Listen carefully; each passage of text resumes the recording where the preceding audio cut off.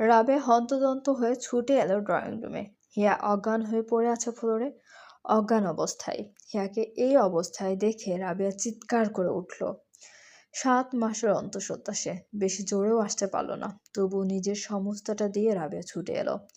Here পাশে বসে পড়ল রাবেয়া। এরপর হিয়ার মাথাটা নিজের কোলের উপর নিয়ে আস্তে আস্তে হিয়ার গালে চাপড় দিতে লাগলো। মেয়েটা ততক্ষণে চোখ উল্টে কেঁদে ফেলেছে। ছোট আফা, হিয়া আফা, ওডেন, কি হয়েছে আপা? হিয়া উঠল না, শুনল না রাবেয়ার কথা। রাবেয়া কি রেখে কি করবে বুঝে উঠতে পারছে না। ও হিয়াকে আলতো করে আবার শুয়ে রাখলো। ড্রয়িং রুমের এদিক ওদিক ছোটাছুটি করতে থাকলো আতঙ্কে। হঠাৎ মনে হলো নাসিমাকে কল করার কথা। তখনই রাবেয়া থামিয়ে দিল নিজের ছোটাছুটি। সেও একটু খানিতেই হাঁপিয়ে উঠেছে। রাবেয়া ফের গেল হিয়ার কাছে। এবার নিজের অন্তর্বাসের ভেতর থেকে বের করলো নিজের বাটন ফোনটা। এক মুহূর্ত সময় অপচয় না করে কল করলো নাসিমার ফোনে। কিন্তু দুর্ভাগ্যজনকভাবে বেশ কয়েকবার কল করার পরও নাসিমা কল রিসিভ করলেন না। এতে যেন রাবেয়ার দুশ্চিন্তা আরও বাড়ল। অসুস্থ শরীরটা নিয়ে রাবেয়া হাউমাউ করে কাঁদতে লাগলো আর হিয়াকে ডাকতে লাগলো।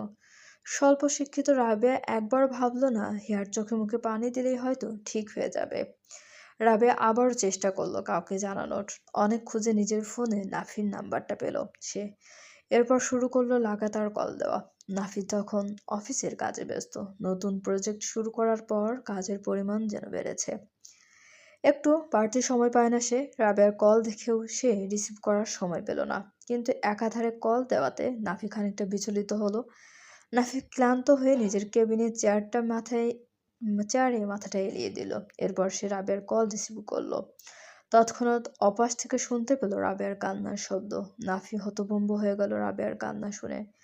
ক্লান্ত মুখশ্রীতে ফুটে উঠল চিন্তার ছাপ। নাফি কিছু বলার আগেই শুনতে পেল রাবেয়ার বলা কিছু শব্দ। ভাইজান, ছোট আফা বেহুশ হয়ে গেছে। ভাইজান, তাড়াতাড়ি আহেন ভাইজান, আমার ডর লাগতেছে। হিয়ার কথা শুনে নাফি তড়িৎ উঠে দাঁড়ালো। একটু আগের ক্লান্তি নাফি মুহূর্তেই সবল হয়ে গেল। চেয়ারের হাতলে থেকে নিজের কোটটা না নিয়ে দ্রুত কেবিন ছেড়ে বের হলো।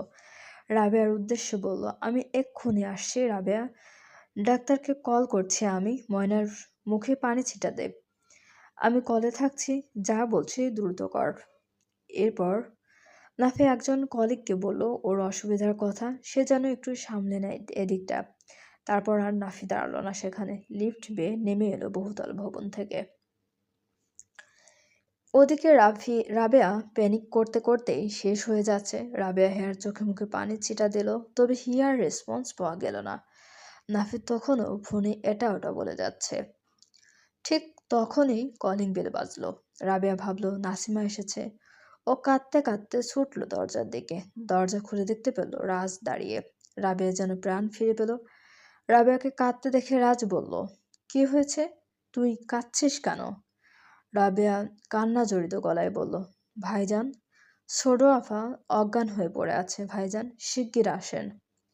রাবেয়ার কথা কর্ণ ঘরে পৌঁছানো মাত্রই রাজ দৌড়ে ড্রয়িং রুমে গেল। হিয়াকে ওই অবস্থায় দেখে রাজও হতভম্ব হয়ে গেল। প্রথমে হিয়াকে কোলে তুলে নিল রাজ, আস্তে ধীরে সোফায় শুইয়ে দিল। এরপর পানি ছিটা দিতে থাকলো লাগাতার। কিছুক্ষণ পর হিয়ার চোখ দুটো নড়ে উঠল। হিয়া পিটপিট করে তাকালো এবারে, কিন্তু কোনো কথা বলতে পারল না মেয়েটা। রাজ কিছু বলতে চেয়েও পারল না হিয়াকে। কোনো এক অদৃশ্য শক্তি যেন তার গলাটা চেপে ধরেছে। রাজ ও রাবেয়া তাকিয়েছিল হিয়ার দিকে। ঠিক তখনই কলিং বেল বাজলো। রাবেয়া গিয়ে দরজা খুলে দিল আবার। দেখল নাফি এসেছে, সঙ্গে একজন মহিলা ডক্টর। রাবেয়া ডক্টরকে আগেও দেখেছে। নাসিমার বান্ধবী তিনি। সে বিশেষ হিসেবে বেশ কয়েকবার এসেছেন এই বাড়িতে। রাবেয়া দরজা ছেড়ে দাঁড়ালো। নাফি এবং ডক্টর মাহবুবা ভেতরে এলেন। হিয়াকে স্থির হয়ে পড়ে থাকতে দেখে নাফির কলিজা মোচড় দিয়ে উঠল। ও হিয়ার শিওরে গিয়ে বসল। হিয়ার মাথাটা নিজের কোলে উপর নিল। নাফির চোখে যেন অশ্রু চিকচিক করছে। ভাঙ্গা কণ্ঠে বলল, কি হয়েছে ময়না? এভাবে পড়লে কিভাবে? মাহবুবা নাফির কাণ্ড দেখে হাসলেন। বললেন, দেখি সরো, দেখা যাচ্ছে তো তোমার বউ ঠিক আছে। এত কান্নাকাটি করো না। নাফি মাহবুব বার কথা গায়ে মাখল না, বরং বলল, আন্টি, আমার হিয়া এভাবে স্থির থাকার মেয়ে নয়। আপনি দেখুন না ওর কি হয়েছে। মাহবুবা এবার বেশ মুগ্ধ হলেন। এখনকার সময়েও স্ত্রীকে এভাবে ভালোবাসা যায়? মাহবুবা বললেন, আচ্ছা তুমি সরো, আমি দেখছি। ওকে রুমে নেওয়ার ব্যবস্থা করো না হয়। মাহবুবার কথা শেষ হওয়ার সাথে সাথে নাফি হিয়াকে কোলে তুলল। সবাইকে পাশ কাটিয়ে সিঁড়ি ভেঙে উঠতে লাগলো দোতলায়। রাবেয়া মাহবুবাকে নিয়ে ধীরে ধীরে উঠে গেল দোতলায়। নিচে শুধু রাজ রইল। কেন জানি রাজ যেতে পারল না সবার সাথে। ওরও চিন্তা হচ্ছে হিয়ার জন্য। নাফি ও হিয়ার দিকে তাকিয়ে রাজ মলিন হাসল। হাসির সাথে হাহাকারগুলো ঝেড়ে ফেলার পায়তারা করছিল ছেলেটা, কিন্তু তার পারল কই। হিয়া ততক্ষণে একটু স্বাভাবিক হয়েছে। মাহবুবার সাথে বিড়বিড় করে টুকটাক কথা বলছে সে। মাহবুবা প্রথমেই হিয়ার পালস পরীক্ষা করলেন। এটা শিওর হলেন হিয়ার শরীর দুর্বলের জন্যই অজ্ঞান হয়েছেন। তবে তিনি অন্য কিছু সন্দেহ করলেন। হিয়াকে জিজ্ঞেস করলেন, আচ্ছা মা, তোমার কি মাথা ঘোরায়? হিয়া জানালো, হ্যাঁ। কবে থেকে? বেশ কয়েকদিন। বমি টমি হয় নাকি? হিয়া নাফির দিকে আর চোখে তাকালো। একবার দেখে নিল নাফির চেহারা, বলল, হ্যাঁ, অনেকদিন যাবৎ ধরে হচ্ছে এরকম। খাবার দাবার খেতে পারো তো? হিয়া জবাব দেওয়ার আগে দরজা দিয়ে ঢুকলেন নাসিমা। তিনি বলে উঠলেন, খায় না মাহ। আগে মোটামুটি খেলেও এখন আর খেতে চায় না। না খেলে মাথা ঘুরে পড়বে না? মাহবুবা মুচকি হাসলেন হিয়ার দিকে তাকিয়ে। সবাইকে অবাক করে দিয়ে হিয়ার কানের কাছে গিয়ে ফিসফিস করে বললেন, পিরিয়ড হয় না কতদিন? হিয়া যেন তাজ্জব বনে গেল। সবাই ওদের দিকে উৎসুক হয়ে তাকিয়ে আছে।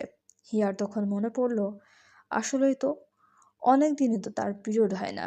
মাহবুবা নিজেই বললেন, কি অনেক দিন, তাই না? হিয়া অস্ফুট স্বরে বলল, হুম। মাহবুবা স্বাভাবিক হয়ে বসলো আবার। হিয়ার পালস পরীক্ষা করলেন আবারও। আরও কিছুক্ষণ দেখলেন হিয়াকে। এরপর মুখটা ছোট করে বসে রইলেন সিরিয়াস ভঙ্গিতে। নাসিমা, নাফি উৎকণ্ঠা বাড়ালো আরও। নাসিমা এগিয়ে গেলেন, মাহবুবার কাঁধে হাত রেখে বললেন, কি হয়েছে মাহু? হিয়ার কি হয়েছে? মাহবুবা কথা না বলে কাঁধ থেকে নাসিমার হাতটা সরিয়ে দিলেন। তা দেখে নাফিও এগিয়ে এলো। আন্টি কোনো কথা বলছেন না যে, কি হয়েছে হিয়ার? মাহবুবা কেমন গুমোট গলায় বলল, সরি নাফি। সরি নাসিমা, তোরা আমাকে মাফ করে দিস। মাহবুবার এমন কথা শুনে নাফির হৃৎপিণ্ডটা থেমে গেল যেন। ও একবার তাকালো হিয়ার দিকে, আরেকবার তাকালো নিজের মায়ের দিকে। বেচারা কিছুই বুঝতে পারছে না কি হয়েছে হিয়ার। নাসিমার অবস্থাও তাই। উনি মাহবুবার দিকে তাকিয়ে আছেন ব্যাকুল হয়ে। সময় যেন থেমে গেছে ওখানেই। কারো মুখে একটু শব্দটি নেই। হিয়া নিজেও আকাশ থেকে পড়েছে। আর তার আবার কি হলো? ও ভাবুক হয়ে তাকিয়ে রইল মাহবুবার দিকে। তিনজনের এমন উদ্ভট চাহনি দেখে মাহবুবা ফিক করে হেসে উঠলেন। এবারে আমার চার্জটা বেশি দিতে হবে, সাথে মিষ্টিও খাওয়াতে হবে আনলিমিটেড। এই জন্যই আগে থেকে সরি বললাম। মাহবুবার কথা শুনে ওরা তিনজনই অবাক হলো। নাফি বলল, মানে কি হয়েছে আন্টি? কিছুই তো বুঝলাম না। মাহবুবা হেসে বললেন, এ বাড়িতে নতুন সদস্য আসতে চলেছে। তুমি বাবা হচ্ছ নাফি। নাসিমাকে জড়িয়ে ধরে মাহবুবা একইভাবে বললেন, তুই দাদু হবি নাসু। এর চেয়ে খুশির আর কি বা হতে পারে? মাহবুবা নাসিমাকে ছেড়ে দিয়ে হিয়ার গালে আদর দিয়ে বললেন, তুমি মা হচ্ছ পাগলি মেয়ে। এইবার সিরিয়াস হবে কিন্তু। সবাই আপাতত শক খেয়েছে এমন খবরে। শুধু হিয়া পিটপিট করে তাকালো নাফির দিকে। চলবে। গল্পটি আপনাদের কেমন লাগছে অবশ্যই কমেন্ট করে জানাতে ভুলবেন না, এবং লাইক কমেন্ট করে আমাদের চ্যানেল এবং সাবস্ক্রাইব করে আমাদের চ্যানেলের সাথে থাকুন। অনেক ধন্যবাদ আমাদের চ্যানেলের সঙ্গে থাকার জন্য। Please like comment and subscribe please everyone, please.